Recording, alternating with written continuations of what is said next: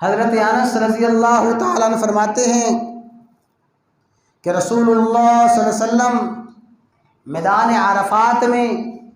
حجۃ الوداع کے موقع پہ تشریف فرما ہیں۔ میدان عرفات میں آپ نے تسبیح و تحمید، اللہ کی حمد و ثنا کی انتہا کی، رب العالمین کی بارگاہ میں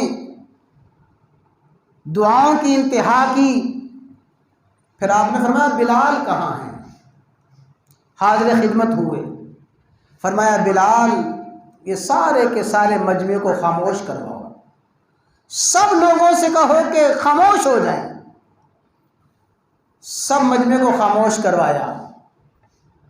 فرمایا رسول اللہ صلی اللہ علیہ وسلم نے کہ اللہ تعالیٰ آج کے دن تمہاری وجہ سے، تمہاری اس حالت کو دیکھ کے، تمہاری کیفیت کو دیکھ کے فرشتوں پہ فخر فرما رہے ہیں، اور اللہ تعالیٰ فرما رہے ہیں کہ فرشتوں تم گواہ ہو جاؤ،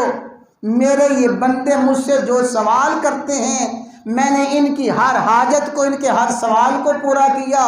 مغفرت مانگ رہے ہیں، ان کو مغفرت عطا فرما دی ہے، بخشش مانگ رہے ہیں، بخشش عطا فرما دی ہے۔ اور سن لو یہ حدیث، رسول اللہ صلی اللہ علیہ وسلم نے ارشاد فرمایا، اللہ تعالیٰ فرماتے ہیں لو ان اولکم وآخرکم وصغیرکم وکبیرکم وذکرکم وانثاکم، اے لوگو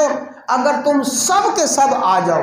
سارے کے سارے اکٹھے ہو جاؤ، اولین بھی آخرین بھی، مرد بھی عورت بھی، عربی بھی عجمی بھی، اول آخر سب کے سب آ جائیں، اور اللہ نے فرمایا سب کے سب آ کے مجھ سے مانگیں، اپنی اپنی زبان میں مانگیں، اپنی اپنی حاجت مانگیں، مجھے میری کبریائی کی قسم ہے اور مجھے میرے جلال کی قسم ہے، میں اپنے بندوں کی ساری حاجات کو، ساری کی ساری ضروریات کو اور سب زبانوں کو سنتا بھی ہوں، جانتا بھی ہوں، اور مجھے پتہ ہے میرا بندہ مجھ سے کیا مانگ رہا ہے۔ میں اولین آخرین کو ساری کی ساری ضروریات اور حاجات عطا فرما دوں۔ فرمایا میرے خزانے میں اتنی بھی کمی نہیں ہے جیسے تم میں سے کوئی سمندر میں سوئی ڈبوئے اور سوئی کو باہر نکالے، اس ناکے کے ساتھ جو پانی کی بوند لگی ہے اس سمندر میں تو اتنی کمی آ گئی ہے، میرے خزانے میں اتنی بھی کمی نہیں آئے گی۔ تو فرمایا اللہ تعالیٰ آج کے دن سارے بندوں کو معاف فرما دیتے ہیں۔ جب صحابہ نے یہ سنا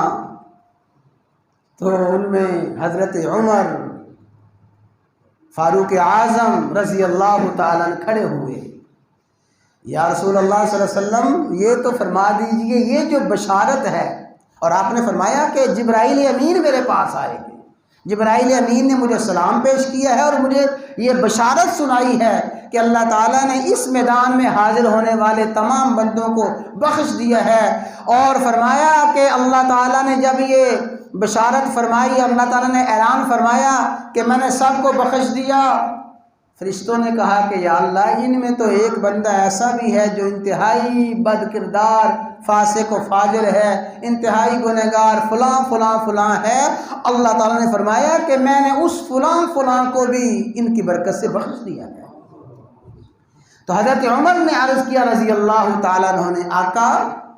یہ بشارت صرف ہمارے لیے ہے؟ فرمایا نہیں عمر،